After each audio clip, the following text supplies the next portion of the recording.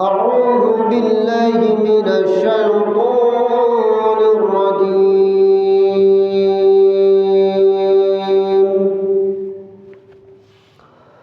بسم الله الرحمن الرحيم. حميم والكتاب المبين إلى آخر الآيات.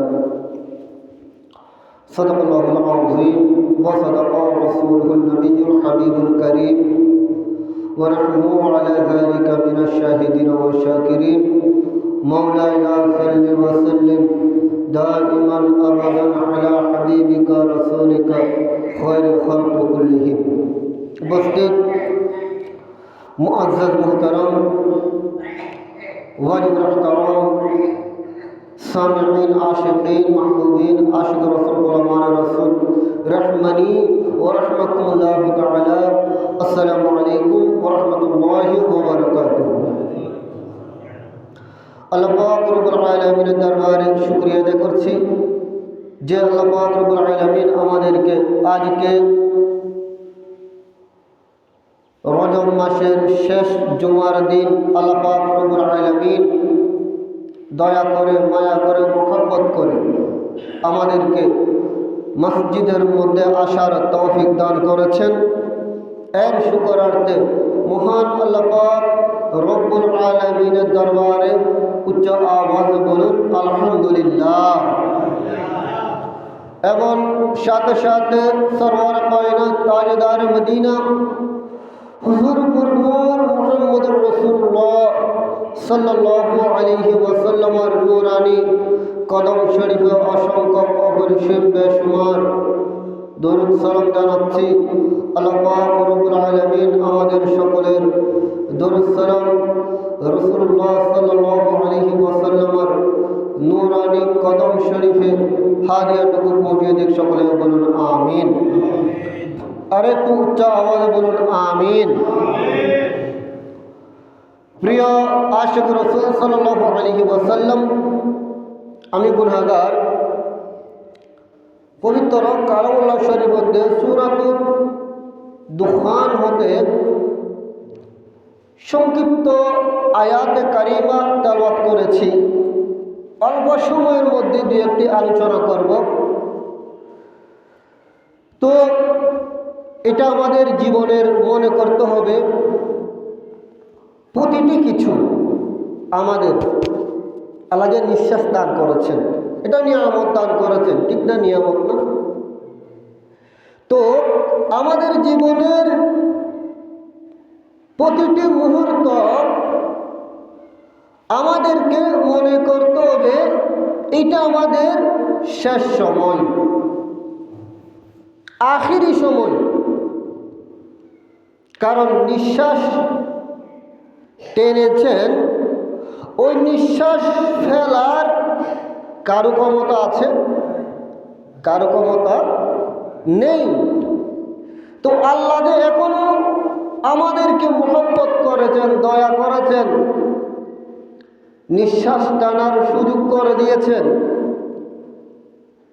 এই সুবাদে আল্লাহর দরবারে আরেকবার বলতে হবে আলহামদুলিল্লাহ। এই সময়ের মধ্যে হায়াতের বাজেট যতগুলো দিয়েছেন, এই বাজেটের মধ্যে আমাদেরকে দুইটা জিনিস মজবুত করতে হবে। কয়টা জিনিস? একটা হচ্ছে, নাম্বার ওয়ান হচ্ছে ঈমান। নাম্বার ওয়ান কি? ঈমান আমাদেরকে মজবুত করতে হবে। আপনি যখন ঈমান একুরেট করে ফেলেছেন, ফুক্ত মজবুত করে ফেলেছেন, সাথে সাথে ঈমানের সাথে আমল করতে হবে। সুবহানাল্লাহ। কি করতে হবে? আমল করতে হবে। এই সুবাদে এই মাস পর পর আজকে শেষ জুমা, মিরাজুন নবী সাল্লাল্লাহু আলাইহি ওয়াসাল্লাম, রজব মাসের আজকে শেষ। সামনে আমাদের আসবে, আগামীকাল থেকে আরম্ভ হবে, সেটা হচ্ছে শাবান মাস। বরকত বলুন সুবহানাল্লাহ। সেটা কি মাস? শাবান মাস। এই মাসের মধ্যে আল্লাহর প্রিয় হাবিব হুজুর নূর সাল্লাল্লাহু আলাইহি ওয়াসাল্লাম দোয়া করতেন, উম্মতদেরকে শিখিয়ে দিয়েছেন কিভাবে দোয়া করবে, যেটা বরকতময় মাস। আমার রাসূল পড়তেন, আল্লাহুম্মা বারিক লানা ফি রজব ওয়া শাবান ওয়া বাল্লিগনা রমাদান। সুবহানাল্লাহ।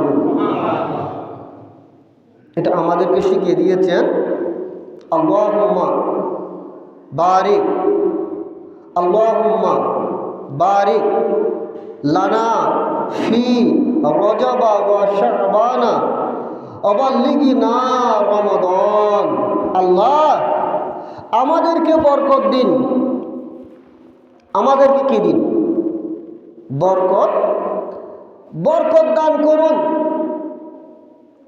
রজব মাসের, শাবান মাসের মধ্যে আল্লাহ আমাদেরকে বরকত দান করুন, এবং অবাল্লিগিনা রমাদান, এবং রমজান মাস পর্যন্ত আমাদেরকে আল্লাহ রমজান মাস পর্যন্ত পৌঁছিয়ে দিন। বরকত বলুন সুবহানাল্লাহ। তো এই মাসের মধ্যে, অর্থাৎ রজব শাবান মাসের মধ্যে, আমি অগ্রিম এটা বলে দিচ্ছি, হয়তোবা আমার আলোচনা অনেক মহিলারা শুনছেন, কেউ যদি আলোচনা শুনে যদি একটা যদি আমল করে, এর কারণে আমি গুনাহগার নাজাতের উসিলা হব, নাজাত পাবো। ঠিক না? ঠিক। খেয়াল করতে হবে। সামনে যে মাস আসছে, এই মাসের মধ্যে আল্লাহর প্রিয় হাবিব সাল্লাল্লাহু আলাইহি ওয়াসাল্লাম বেশি বেশি রোজা রাখতেন। কি রাখতেন? রোজা রাখতেন।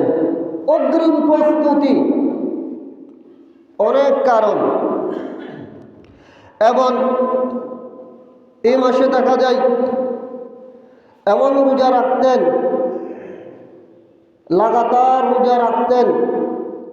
উম্মত, আমার রাসূল কি ইবাদতের জন্য ইবাদতের প্রয়োজন আছে, উম্মতদেরকে শিখিয়ে দিচ্ছেন তোমরাও রোজা রাখো। বরকত বলুন সুবহানাল্লাহ। তোমাদের আমলনামাকে মজবুত করো, কারণ এই যে মা সাওয়াতা বিসুন্নাহ, শাহ গোলাম মুহাম্মদ দেওলভী রহমাতুল্লাহ আলাইহি অসংখ্য হাদিস শরীফ নকল করেছেন। আগামী 1 বছর পর্যন্ত যত মানুষ ইন্তিকাল হবে, দুনিয়া থেকে বিদায় নেবে, তারা কেউ ব্যবসা বাণিজ্যের মধ্যে ব্যস্ত, কেউ লেনদেনের মধ্যে ব্যস্ত, কেউ হজে যাওয়ার জন্য ব্যস্ত আছেন, আবার কেউ নামাজের মধ্যে ব্যস্ত, কেউ খারাপ কাজের মধ্যে লিপ্ত আছে। এক একজন এক একটা কাজের মধ্যে লিপ্ত আছে না নাই? নাকি নাই? মনে রাখতে হবে। হাদিসে পাকের মধ্যে আছে, এই মাসের মধ্যে বালাম খাতা ফেরেশতাদেরকে দিয়ে দেবে, এদের ইন্তেকাল হবে। এবং সবচাইতে বেশি মজার বিষয়, আল্লাহ প্রিয় হাবিব সাল্লাল্লাহু আলাইহি ওয়াসাল্লাম বলেছেন, এই মাসের মধ্যে বান্দার আমলনামা আল্লাহর দরবারে উপস্থাপন করা হয়। বরকত বলুন সুবহানাল্লাহ। ওয়াফিহা তুরফাউ আমালুহু। আমলনামা কার দরবারে উপস্থাপন করা হয়? আল্লাহর দরবারে। সুতরাং আমরা চাই আমাদের আমলনামা রোজাদার হিসাবে আল্লাহর দরবারে উপস্থাপিত হোক। করে বলে সুবহানাল্লাহ। এটা মনে রাখতে হবে। দ্বিতীয় হচ্ছে, সামনে কি আসতেছে আমাদের? রমজান মাস। খেয়াল করতে হবে। দুনিয়াবি একটু চিন্তা করুন। দুনিয়াবির কথা বলছি আমি। একটা ছেলে সারাদিন ঘুরপাক, বাবার টাকা আছে, পয়সা আছে, ঘুরছে, কোনো কাজ নাই, কর্ম নাই। তুমি আর কয়দিন ঘোরাফেরা করবে? একটা ভিসা দিয়ে বিদেশে নিয়ে গিয়েছে। এখন সেখানে মেশনের কাজ দিয়েছে, মেশনের কাজ। তো ছেলে তো এখানে কিছু করে নাই, সেখানে তো মেশনের কাজ দিয়েছে। এখন ওই ছেলে আর কাজ তো করতে শুরু করছে না, করতে পারছে না, কারণ তার অভ্যস্ত নাই। কি নাই? ওই বাচ্চার কিনে অভ্যস্ত নেই। সুতরাং সে বলতে, বাজান আমি পারবো না, করতে পারবো না, এগুলো আমি তুলতে পারি না, আমার অভ্যস্ত নেই। এরকম হচ্ছে না? অনেক হচ্ছে না এরকম? কাজ তেজ করে দিতে হচ্ছে, পারছে না। আগ থেকে যদি করত, পূর্বে থেকে যদি করত, তাহলে অভ্যস্ত হতো, ওই বাচ্চার আর কষ্ট হতো না। ঠিক কিনা বলুন? এটা আমি দুনিয়াবি কথা বলছি, জাস্ট এক্সাম। প্রিয় হাজরিন, সামনে যে আমাদের 30টা রোজা আসতেছে, 30 অথবা 29 রমাদান শরীফ। এই রমাদান শরীফ মুসলমানদের অনেক বান্দা আছে, রমজান শরীফে রোজা রাখতে কষ্ট হয়। ঠিক কিনা বলুন? কিন্তু আল্লাহ ফরজ করেছেন। 5টা রুকনের মধ্যে একটা রুকন হচ্ছে ইসলামের 5টা খুঁটির মধ্যে একটা খুঁটি হচ্ছেন রোজা। একটা খুঁটি কি? রোজা। এটা ফরজ, এটা রাখতে হবে। বিভিন্ন কারণ, অজুহাত, এগুলা বাদ দিয়ে মুসলমানদের জন্য ফরজ রোজা রাখা। কিন্তু দেখা যায় অনেক যুবক, অনেক মুসলমান আছে, রমজান শরীফ আসলে খাবার খাচ্ছে, নাউযুবিল্লাহ, আসলে না, কষ্ট হচ্ছে, রাখতে পারছে না। হঠাৎ করে রোজা রাখাটা কষ্টকর। সুতরাং আল্লাহর হাবিব সাল্লাল্লাহু আলাইহি ওয়াসাল্লাম উম্মতদের কষ্ট না হওয়ার জন্য, অভ্যস্ত হওয়ার জন্য প্রিয় মুস্তাফা সাল্লাল্লাহু আলাইহি ওয়াসাল্লাম বলেছেন, তোমরা শাবান মাস থেকে রোজা রাখা আরম্ভ করো। তোমরা প্রায় শাবান মাসের মধ্যে রোজা রাখো। বড় করে বলি সুবহানাল্লাহ। এই শাবান মাসের মধ্যে রোজা রাখতে রাখতে তখন রমজান শরীফ যখন আসবে, তোমরা যখন লাগাতার 1 মাস রোজা রাখবে, তখন তোমাদের ওই কষ্টটা অনুভব হবে না। সুবহানাল্লাহ। তা আমাদের শিখিয়ে দিয়েছেন আল্লাহ রাব্বুল আলামিন। আমাদের সবাইকে শাবান মাসের মধ্যে বেশি বেশি ইবাদত বন্দেগী করার এবং রোজা রাখার তৌফিক দান করুক। সকলে বলুন আমিন। সালাতুন ইয়া রাসূলুল্লাহ আলাইকুম সালাম ইয়া। একটা মাসালা জানার প্রয়োজন। কি মাসালা? আমরা নামাজের মধ্যে যখন দাঁড়াবো, ইমামের পিছনে কেরাত পাঠ করব নাকি পড়ব না, এটা জানা প্রয়োজন। তো ইমামের পিছনে যখন ইক্তাদা করবেন, তখন সেখানে কি পাঠ করব, কি পড়ব, মুক্তদির করণীয় কি, মনে রাখতে হবে। 5 মিনিট জাস্ট। ইমামের ভিতরে যখন একটা করবেন আল্লাহু আকবার, সুবহানাকা আল্লাহুম্মা বিহামদিকা ওয়া তাবারাকা ইসমুকা ওয়া তাআলা জাদ্দুকা ওয়া লা ইলাহা গায়রুকা পাঠ করবেন। ইমাম সাহেব কেরাত পড়বে। তো এখন কি আমরা কি ইমাম সাহেবের সাথে কি কেরাত পড়ব? না। ইমামের কেরাত, মুক্তাদির কেরাত, ইমামের কেরাত, মুক্তাদির কেরাত। তো আমরা কি একদম চুপচাপ? হ্যাঁ, কেরাত পাঠ করার সময় একদম চুপচাপ কেরাতেটা শ্রবণ করবেন।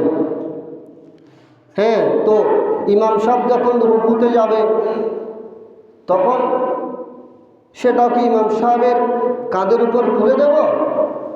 না, সেখানে আমরা আল্লাহু আকবার করে রুকুতে যাব এবং সুবহান রাব্বিয়াল আযীম এটা আমরা পাঠ করব।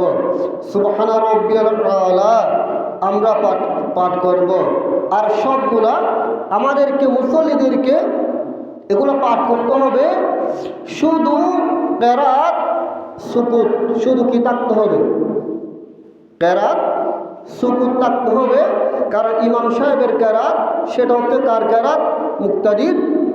মুক্তাদির শুনতে দে সুবহানাল্লাহ। এই মাসালাটা মনে রাখার তৌফিক দান করুন সকলে, বলুন আমিন। সালাতুন ইয়া রাসূলুল্লাহ, সালামুন ইয়া ওয়াল হাবিবুল্লাযী তুরদা শাফাতুহু লিকুল্লি হালিন মিনাল আওয়ালিল মুকতাহিমি। সালাতুন ইয়া রাসূলুল্লাহ, সালামুন ইয়া। প্রিয় আশিক রাসূল, হঠাৎ করে একটা কথা মনে পড়ে গিয়েছে। এই মাসের মধ্যেও বেশি বেশি দরুদ শরীফ পাঠ করবেন। এমন নিয়ামত আমরা গুনাহ করছি, শয়তান আমাদের সাথে আছে না? নেই? আছে না? অপরাধ করছি। আপনি যখন দরুদ শরীফ পাঠ করবেন, দরুদ শরীফের বদৌলতে আল্লাহ পাক রব্বুল আলামিন আপনার আমার গুনাহ আল্লাহ মাফ করে দেবেন। বার করে বলুন সুবহানাল্লাহ। মিরাজুন নবী সাল্লাল্লাহু আলাইহি ওয়াসাল্লাম এখন তো শেষ হয়নি মাসের মধ্যে। আল্লাহর হাবিব সাল্লাল্লাহু আলাইহি ওয়াসাল্লাম মিরাজুন নবী সাল্লাল্লাহু আলাইহি ওয়াসাল্লাম দুনিয়ার মধ্যে এলান করেছেন। এক সময় হযরত জিবরিল আমিন আলাইহিস সালাম আমার নবীর দরবারে এসেছেন। মাকাশাতুল উলুম কিতাবের মধ্যে ইমাম কাজ্জালি রহমাতুল্লাহ আলাইহি তিনি এনেছেন, হঠাৎ করে জিবরিল আমিন আলাইহিস সালাম আমার নবীর দরবারে এসেছেন। এসে বললেন, ইয়া রাসূলুল্লাহ সাল্লাল্লাহু আলাইহি ওয়াসাল্লাম,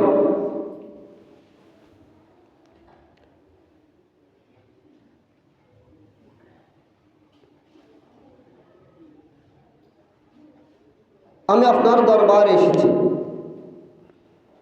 এসে কি বললেন? দরুদ শরীফের উপকারের কথা বললেন। বরকত বলুন সুবহানাল্লাহ। বললেন, ইয়া রাসূলুল্লাহ সাল্লাল্লাহু আলাইহি ওয়াসাল্লাম, আমি একটা তাজ্জব জিনিস দেখেছি। আমি দেখেছি আসমানের মধ্যে একটা ফেরেশতা ছিল, যে ফেরেশতার অসংখ্য খাদেম ফেরেশতা ছিল, 70,000 মতান্তরে বেশি। এরকম কিতাবের মধ্যে যেভাবে আছে এভাবে অসংখ্য খেদমতগার ছিল ওই ফেরেশতার। এখন আমি ওই ফেরেশতাকে দেখেছি তাহাত সরার মধ্যে, তাহাতস্বরা দেখেছি ওই ফেরেশতা ক্রন্দন করছে। তাজ্জব ব্যাপার, আমি তো আশ্চর্য হয়েছি। যে ফেরেশতার এত সম্মান ছিল, ইজ্জত ছিল, কদর ছিল, এখন দেখেছি ওই ফেরেশতা একদম নিচে সে ক্রন্দন করছে। এবং আমাকে বললেন, জিবরিল আমিন আলাইহিস সালাম, আপনি তো ফেরেশতাদের সরদার, আমাদের সরদার, আপনি আমার জন্য একটু আল্লাহর দরবারে দোয়া করুন, সুপারিশ করুন, যাতে আল্লাহ রাব্বুল আলামিন এই কষ্ট থেকে আল্লাহ আমাকে মুক্তি দেয়। গর্ব করে বলুন সুবহানাল্লাহ। জিবরিল আমিন আলাইহিস সালাম বললেন, তোমার এই শাস্তি কেন? এই শাস্তি হওয়ার কারণ কি? তুমি তো খুব তাজিমওয়ালা ফেরেশতা ছিলে, এখন তুমি এইখানে আসার কারণ কি? ওই ফেরেশতা বললেন, জিবরিল আমিন আলাইহিস সালাম, আমার শাস্তি হওয়ার একটা মাত্র কারণ। কয়টা কারণ? কয়টা কারণ? একটা কারণ। কারণটা কি?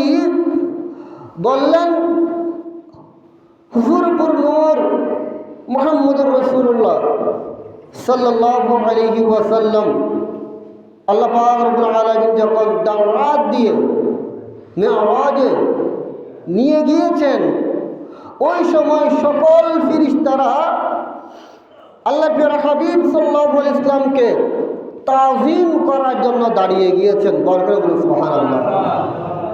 দেখুন, ফেরেশতারা কিতাবের মধ্যে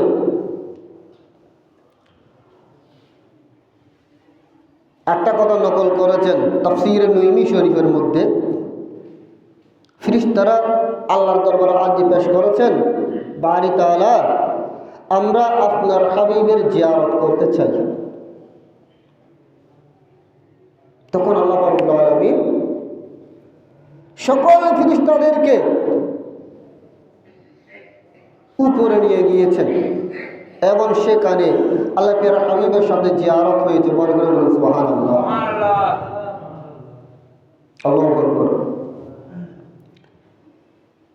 তো বললেন, জিবরিল আমিন আলাইহিস সালাম, সকল ফেরেশতারা আল্লাহর নবীকে তাজিম করে দাঁড়িয়ে গিয়েছে, কিন্তু আমার দাঁড়াতে একটু দেরি হয়েছে, একটু দেরি হয়েছে। সুতরাং একটু দেরি হওয়ার কারণে আল্লাহ আমাকে এই শাস্তি দিচ্ছেন। দেখেছেন তাজিমে মুস্তাফা কিরকম?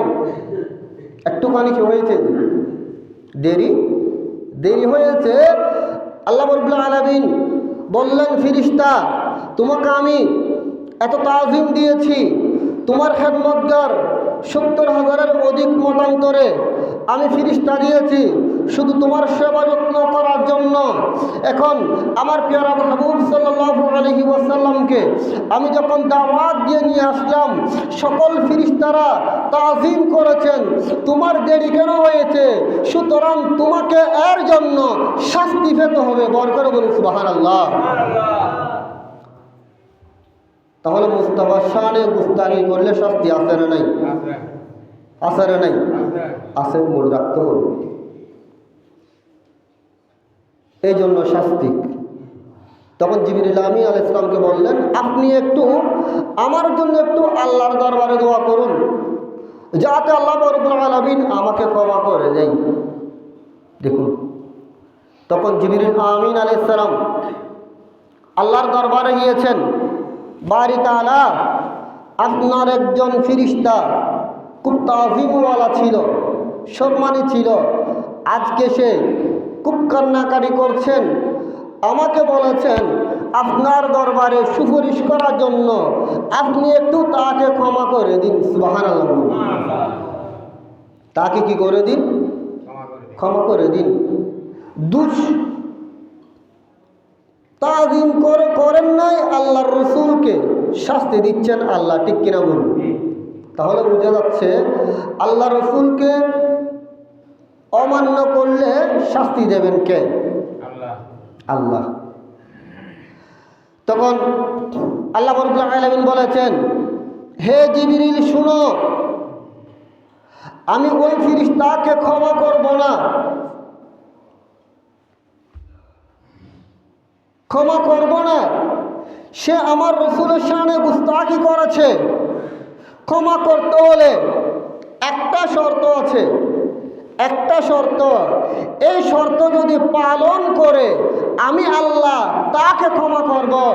যাও তুমি গিয়ে বলো ওই ফেরেশতাকে আমার কামলিওয়ালা নবী দু জাহানের বাদশাহ মুহাম্মদুর রাসূলুল্লাহ সাল্লাল্লাহু আলাইহি ওয়াসাল্লামের উপর দরুদ শরীফ পাঠ করার জন্য। সে যদি দরুদ শরীফ পাঠ করে আমি আল্লাহ ওই দরুদ শরীফের বরকতে তাকে মাফ করে দেব। বড় করে বলুন সুবহানাল্লাহ। দরুদ শরীফের বরকতে কি করব? আমি আল্লাহ মাফ করে দেব। সুবহানাল্লাহ বলুন। এই কারণে এই মাসের মধ্যে বেশি বেশি দরুদ শরীফ পাঠ করবেন, আমার রাসূলের মুহাব্বত অন্তরে রাখবেন। বড় করে বলুন সুবহানাল্লাহ। সালাতুন ইয়া রাসূলুল্লাহ, সালামুন ইয়া। প্রিয় হাজিরিন, আমি প্রথমে বলেছিলাম এই আমলনামা আমাদের টিকবে কখন? ঈমান, ঈমান হলে কখন টিকবে? ঈমানের কারণে। কারণ আল্লাহ রাসূলুল্লাহ সাল্লাল্লাহু আলাইহি ওয়াসাল্লাম যিনি কায়নাতের নবী, একটু খেয়াল করতে হবে, আল্লাহর নবীর সাথে মেসাল দেবে যে আল্লাহ দুনিয়ার মধ্যে এলে কিছুই সৃষ্টি করে নাই। সুবহানাল্লাহ বলুন। আল্লাহ যেভাবে ইচ্ছে ভাবে সৃষ্টি করেছেন। প্যারা হাজির, কিন্তু যারা দুশমনে রাসূল তারা গুস্তাখি করছে অহরহ। যেমন হাদিসে পাকের মধ্যে আছে কুল্লু মুসলিমিন ইখওয়া, প্রত্যেক মুসলমান ভাই ভাই। প্রত্যেক মুসলমান কি? একটু বড় করতে বলতো, প্রত্যেক মুসলমান ভাই ভাই।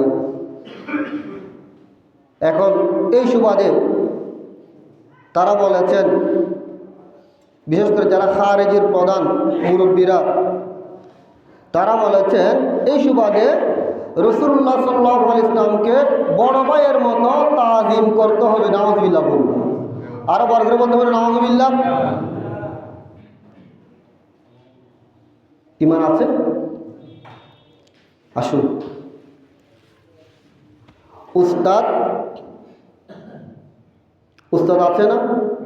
মা এবং বাবা আছে না? হ্যাঁ নাকি নাই? তো এই হিসাবে বাবার সন্তান এটা ভাই হবে না? কোনো সন্তান যদি বাবাকে যদি বলে আসসালামু আলাইকুম বাদ্দা, কি বলেছেন? আসসালামু আলাইকুম বাদ্দা। মাকে গিয়ে বলেছেন আসসালামু আলাইকুম আফা। এখন বাবা এবং মা কি বলবে বলেন? সন্তানকে কি ভালো বলবে নাকি মাথা খারাপ হয়েছে বলবে না? ডাক্তারের কাছে নেবে, কি ব্যাপার তুমি, এটা তোমার বাপ, তোমার বাবাকে বাদ্দা কেন বলেছ, বড় ভাই কেন বলেছ? ওটা তো তোমার মা, তোমার মাকে আফা কেন বলেছ?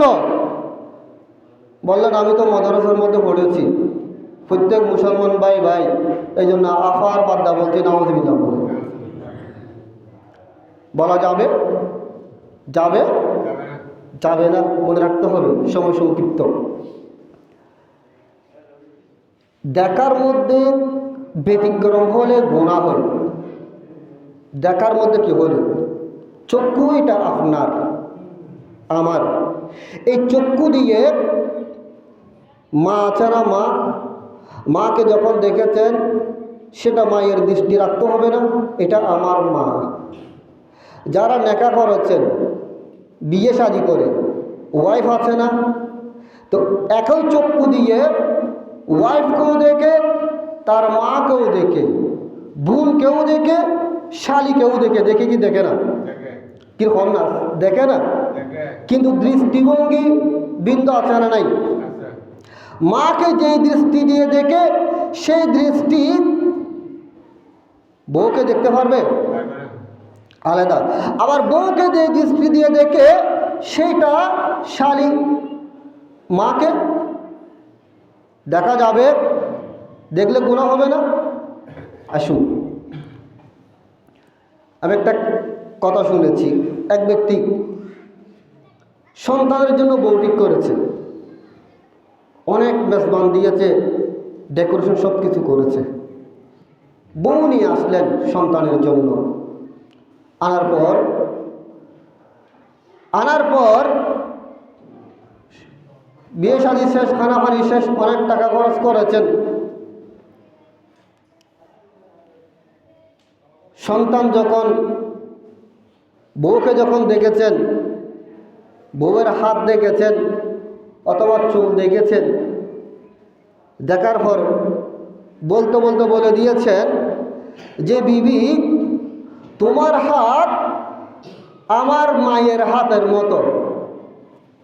কি বলেছেন? তোমার হাত কার হাতের মতো?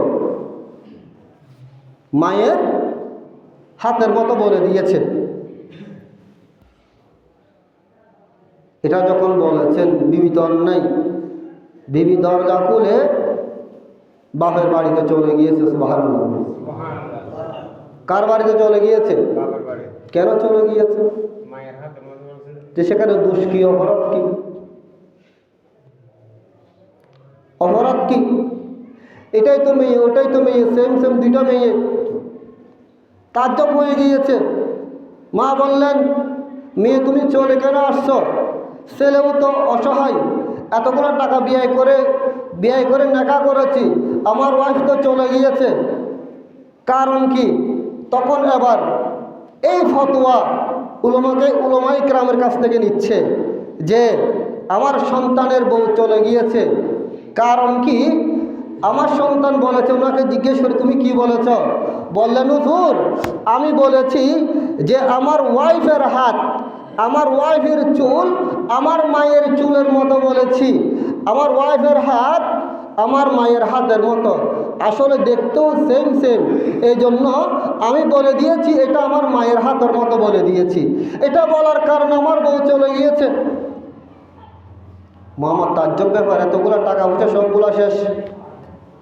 হুজুর বললেন, উলামায়ে কেরাম ফতোয়া দিয়েছেন, তুমি যখন তোমার ওয়াইফকে তোমার মায়ের অঙ্গের সাথে যখন এক্সাম দিয়েছ, তোমার বউ তোমার জন্য হারাম হয়ে গিয়েছে। কি হয়ে গিয়েছে? হারাম হয়ে গিয়েছে। এটা হারাম। প্যারা হাজিরিন, আমি এটা বলতে চাচ্ছি কেন হারাম। সেটা হচ্ছে তোমার জন্মদাতা মা, যার পেটের মধ্যে 10 মাস 10 দিন তুমি ছিলে, তোমাকে লালন পালন করেছিল, দুধ পান করিয়েছে, তোমাকে বড় করেছে, সুতরাং তুমি কেন তোমার অর্ধাঙ্গিনীকে তোমার মায়ের সাথে তুলনা করেছ? শরীয়ত বলেছে সেটা হারাম হয়ে যাবে। কি হয়ে যাবে? তো মার সাথে যদি নিজের বিবিকে যদি তুলনা করলে যদি হারাম হয়ে যায়, তুলনা দেওয়া যাবে না। প্যারা হাজিরিন, আমি এটা বুঝাতে চাচ্ছি, তো আল্লাহর মাহবুবের মতো তো আল্লাহ দুনিয়ার মধ্যেও কিছু সৃষ্টি করে নাই কায়নাতের মধ্যে। তো আল্লাহর প্যারা হাবিব সাল্লাল্লাহু আলাইহি ওয়াসাল্লাম কোন কাল দিয়ে বড় ভাইয়ের মতো এক্সাম দিচ্ছ, আমাদের মতো বলছো? নাউজুবিল্লাহ বলেন। বিবিকে মায়ের মতো বলেছ, বিবি হারাম হয়ে গিয়েছে। আর আমার রসুলকে আমাদের মতো কেউ যদি বলে থাকে, ওই ব্যক্তির জন্য, তাদের জন্য জান্নাত হারাম হয়ে যাবে। সুবহানাল্লাহ বলুন। সুতরাং নবীর সাথে এক্সাম দেওয়া যাবে যাবে না। এই মাসালাটা মনে রাখবেন আপনারা, এগুলো মনে রাখবেন। প্যারা হাজিরিন, এটা হচ্ছে ঈমান। এটা হচ্ছে কি? ঈমান। কারণ ঈমান যদি শুদ্ধ না হয়, ওই যে মেজবান ভৈরতি সবগুলো বরবাদ হয়ে গিয়েছে।